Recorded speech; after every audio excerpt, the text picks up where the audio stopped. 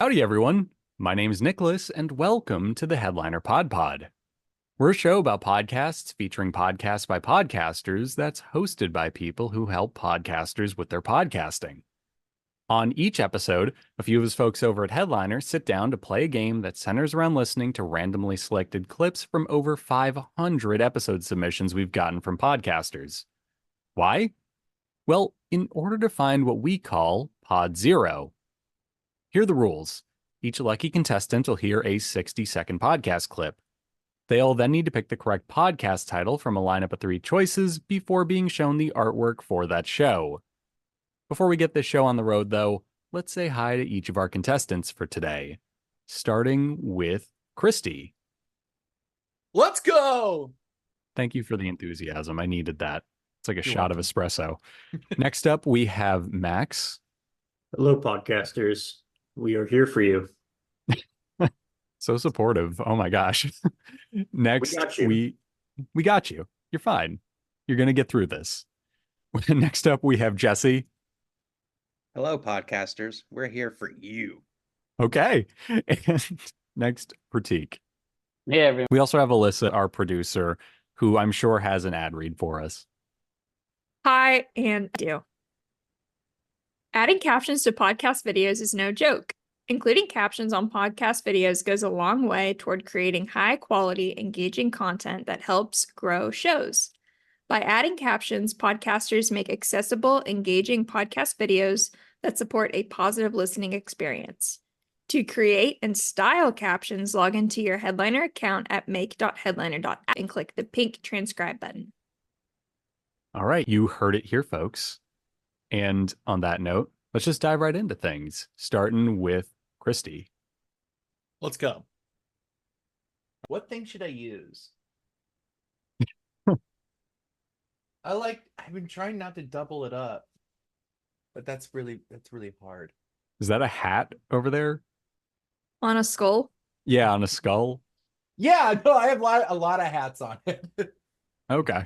Dang. Okay, we'll just do this. I like using this. Okay, ready. Cool. My name is Krista, and I'm your host. It's May 22nd, 2024, and with May being Mental Health Month, I thought this was a good time to rewind back to episode 13, where I shared 6 self-care tips for us busy mamas. I also want to come clean with you about something I have struggled with over the last couple of years and finally got under control thanks to some of these tips in today's episode. But before we get into that, I just want to say thanks for tuning in, Mama. I started this podcast because babies don't come with instructions. As of this recording, I am chasing around a 5-year-old that no amount of Googling, mom groups, or books were able to prepare me for. There's a lot of stuff people don't talk about when it comes to pre-pregnancy, during pregnancy, postpartum. And as someone who was previously terrified, all of the above, I'm here to help you pull back the curtain on all of it. All right. There's your clip. You heard it here, folks. Babies do not come with instructions. I know, I'm shocked. They don't. It that has to be so hard. Like, okay, what? Whatever. Anyway, here are your options for today, Kristy. Number 1 is secret mom hacks. Number 2, just mom things. And number 3, momming it. They're all pretty good. I'm gonna pick Momming It. Momming it. Yeah, I really like that title too. It makes me think of the Muppets song, like Menomina. Is it Mommin with an apostrophe, or are they just going for it? Secret Oh no, mom hack. it's first off, the answer is secret mom hacks, but it was an apostrophe. Okay, cool. That's better. Yeah, so it's kind of like Breakin' 2, Electric Boogaloo. You know, very Great cool. movie. Yes, that is a way to describe the 80s breakdancing movie, Breakin'. Here is some info about the episode we just listened to. This was from the episode My Mental Health Journey, Overcoming Anxiety and Migraines with Self-Compassion, Movement, and More, episode 68. And following up, here is our show description. Someone who was previously terrified of childbirth, parenthood, and all that follows, here to help you pull back the curtain on all of it. Every now and then, it may get a little messy. We may share a little TMI, but that's why you're here, right? My goal is that you'll leave every episode feeling refreshed, inspired, and hopeful, knowing you're not on this mom journey alone. So there you have it. Also, Kristy, I got to call you out. Was the thing you covered your face with the soundtrack to Evangelion? Yes. Okay. I thought I read the word Evangelion and I was like, this guy. My guitarist in my band went to Japan and brought that back to me, an actual CD of the OST. Very cool. Very cool. Also very cool artwork. I don't get the light bulb in the center of it, but it's cool. It's the word secret mom hacks with a light bulb for the O. It's a I secret guess because idea. it's idea. Yeah, I guess because like ideas or something. I don't know. I thought maybe they also like moonlit as an Edison podcast. But Like when she's telling you the thing, it's going to give you that moment. I just had that light bulb go off in my head. That was the There you go. Yeah. Thank you for that. Okay. Jumping over to our next contestant, let's go with Max. We can do that, but there's a lot. Okay, the sirens are gone. There was a lot of sirens happening here, so We can't hear any of them. Thanks to that patented Zoom noise reduction. Not sponsored. No, but we're available. I think my dad wanted to go back, but my mom would always stay for 3 months and my dad would come back in 6 weeks because of work. But my mom's like, why do I have to go back? My mom was also very funny. She had no issue bringing me back to school late in October sometime. She was like, my kids need to be here. They're getting so much out of it. This is where we're from. And they were fine with it. Did you witness or hear stories from your mom in particular, since you mentioned it was harder for her?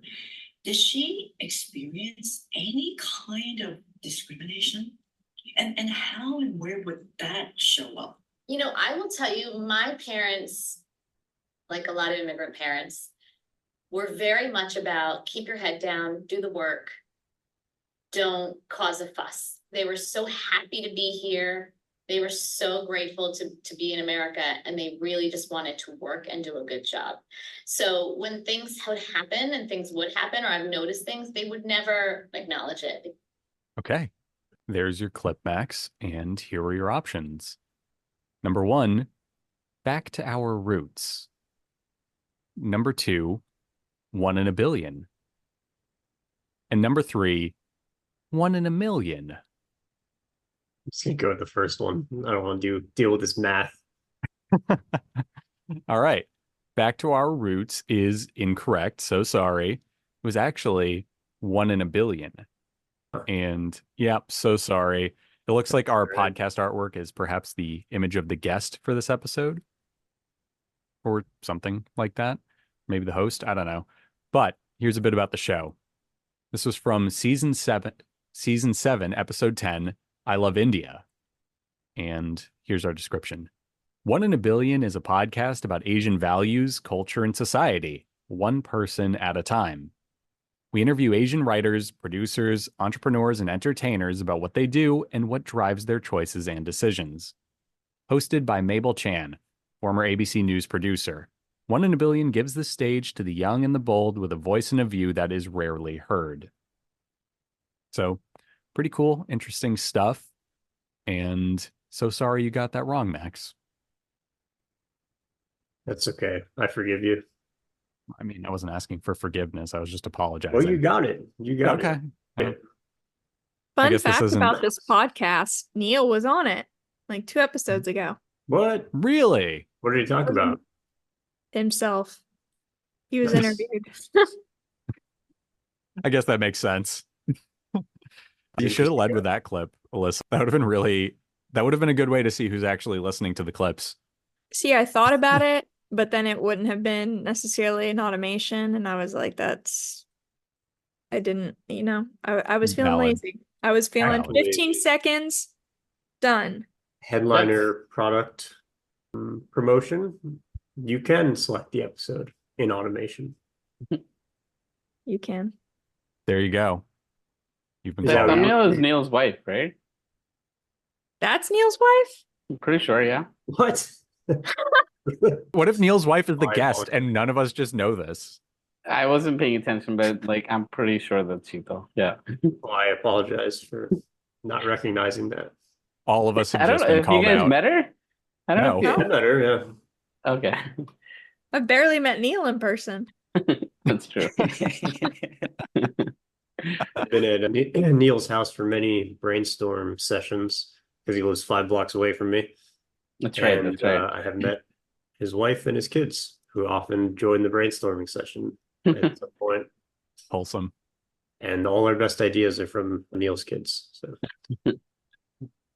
All right, the more you know. Sorry, I'm just getting flashbacks to the time that one kid strolled into our office like 5 years ago. I don't know, I Max, remember do you that. remember that? Yeah. the kid who gave us the idea for audiograms and Yeah. He was quite talkative from what I remember. He was an interesting dude. Anyway, on to our next contestant. Let's go with Jesse. I was trying to remember the order. I got my notepad. Of course you do. And then, we sort of run through a bunch of scenario planning and we landed where we are now, which is single tracking. So always having service from going through. So always having through service and having one side of the track shut down at a time. Part of that exploratory planning exercise is looking at how many people SkyTrain moves and can we replace the service with a bus? And so we always do that exercise, like in order to provide the least disruption to the public, can we single track or, do some sort of planned shutdown that then we're having bus service instead. And something that's amazing about SkyTrain is it moves a lot of people very efficiently. And so, when we're talking about shutting something like that down for a long enough period of time where we can do the work, it's just not feasible to substitute bus out. Okay. There was your clip, and here are your options. Number 1, what's the T? Number 2, trains, trams, and TransLink. And number 3, Transit Talk and TransLink Podcast. Transit Talk and TransLink Podcast. That's such a slick title. I'm going to have to go number 3. Okay. It flows off the tongue way too easily. Is it because of that, or is it because the pattern of the first one being the first choice and the second one being the second choice? Look, I do have 2 question marks beside number 1 and number 3, trying to figure out if the second question, when the answer was number 2, are we going 1, 2, 3, or are we going 1, 2, and then they were all 1, and you just put that second one there to try to fool us? I'm not sure, but I'm going to go with number 3, partially because of it's a slick title, but also because I'm kind of hoping it's 1, 2, 3 as well. Okay, you're incorrect. It was what's the T. So sorry. Jesse's There's coming no at this. Yeah. rhyme or reason to the order this week.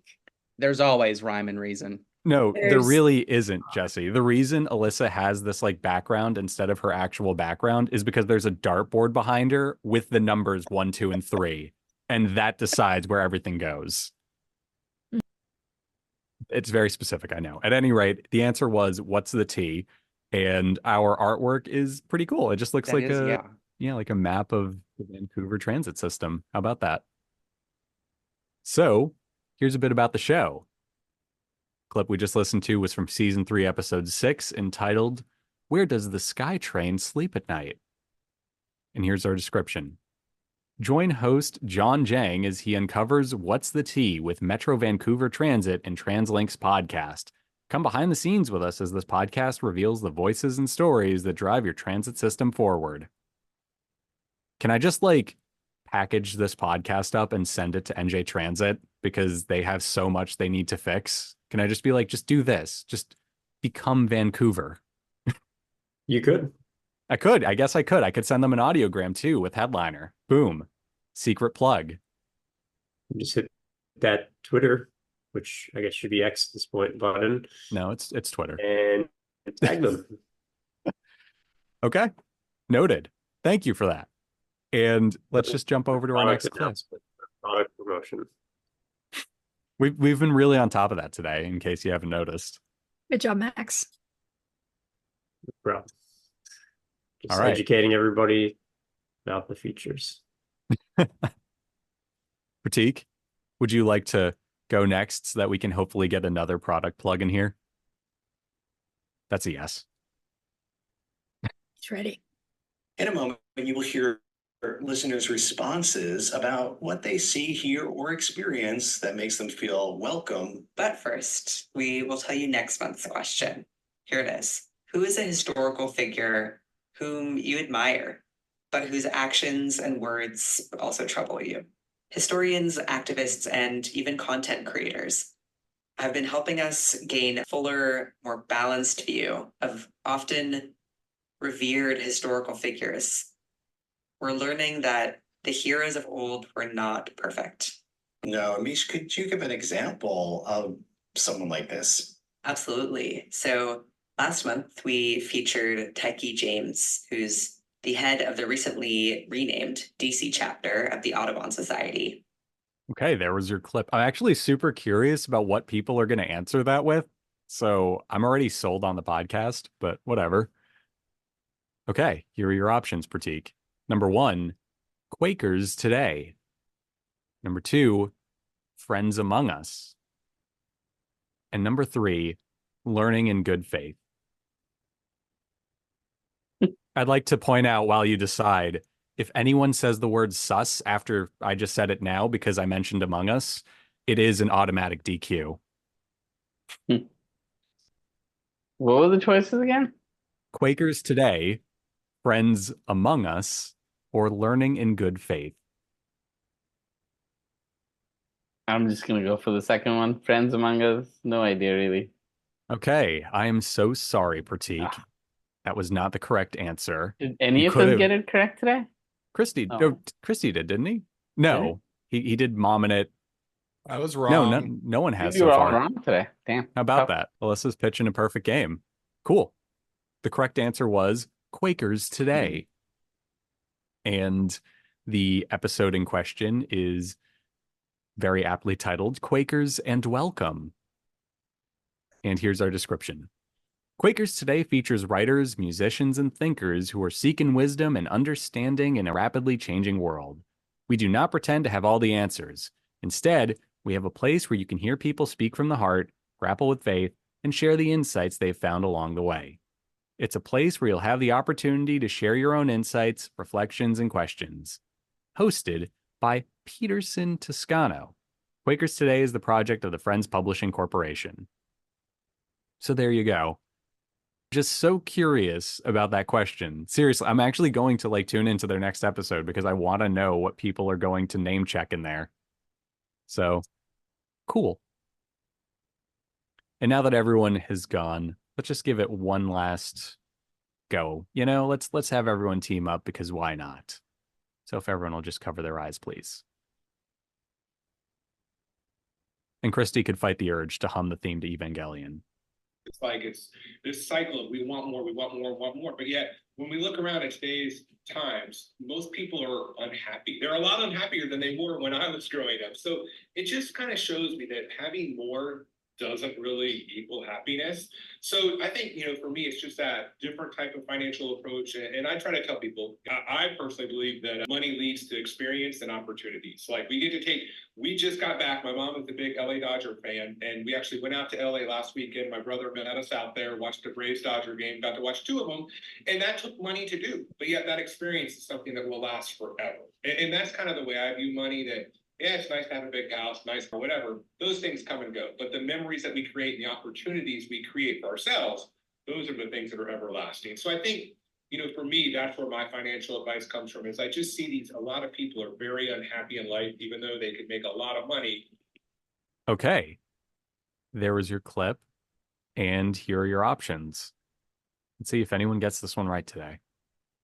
Number 1, Leading and Learning Along the Way, an educator podcast. Number 2, Teaching, Learning, Leading, K through 12.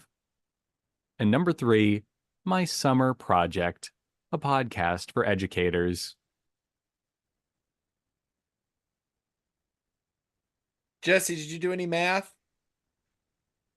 I tried, and my initial thoughts were they were going 1, 2, 3, right? And then we went 1, 2, and then it went back to 1, and then it was 1 again. So How about that? Math won't help you here. it never has. Ironically, on the educator podcast, math is of no use to you. I don't mind the last one. The secret project one. My summer project. Summer project. I was liking that one too. I love the phrase, I don't mind it. It's pure vibes. Yeah. Yeah. There's no reasoning or logic. Yeah. I guess I'm fine with the third one also. Yeah, the third one held the door open for you guys, so you're picking What do it. y'all think? Let's do it. Good vibes. I like the I like the vibes. summer project. Okay. My summer project, a podcast for educators, is incorrect. It was teaching, learning, leading K through 12, the second choice. It would have been really funny if it was the first one. That would have been great. Would It have. would've- It Yeah. would have. I would have lost it. I don't know. We wouldn't the call would have frozen for Jesse because he would have flipped his table over and broke his laptop at that moment. Yeah, it would have caught me at a really funny face. Yeah. So this was from the episode Danny Kofk, Money Management, Mentoro. I'm assuming that's mentor, and the podcast Run with the Bulls, 680. Here's our description. This audio podcast is comprised of interviews and solo shows focused on providing ideas and resources for K through 12 teachers and school-based administrators. It's updated twice a week. Dr. Stephen Miletto has been an educator in Georgia for 34 years. He has served public school families as a history teacher, assistant principal, and high school principal. In 2009, he was the Georgia Principal of the Year and finalist for the NASSP/MetLife National Principal of the Year in 2010. Currently, he is the executive director of a regional educational service agency, RESA, in Georgia, U.S. I just want to point out, I know how obvious it sounds that it would exist, but I never would have thought that there was the Oscars for principals. Like after someone says there is, I'm kind of like, yeah, that makes sense. But good for him being an NASSP National Principal of the Year finalist. Just good on you, dude. At any rate, quick research. It is not a typo. Mentoro is some type of mentoring company. Oh, okay. That makes sense. Yeah. And I'm guessing it's a play on Toro. So hence Run with the Bulls. So. Oh, wow. Yeah. That adds up. Okay. Very cool. Yeah. This code's an older one, but it checks out. So yeah, I just had to throw a Star Wars joke in there because it's me. That's my gimmick. So yeah, very cool stuff all around. So sorry that nobody got any right. Is that the first time this has happened? It's not just in a long time. Well, Been a that's long good time for us. coming. Yeah. Hopefully you guys get your act together next time. Yeah, So- the game keeps evolving, keeps it interesting. Just put in the shot clock in the basketball game, make it more dynamic. Could we actually? I could buy a shot clock for next week. Just a really loud buzzer just goes off if you don't answer in 10 seconds. I like that. And we should have an announcer too, who's talking about everything as it's happening. As we think, be kind of a lot of people talking over each other. But yeah, the more like basketball it is, the more I'm gonna like it. So I think let's do it. Fair enough. I'm okay with this. All right, cool. Well, thank you for playing, everyone, and we'll catch you next week for the next episode.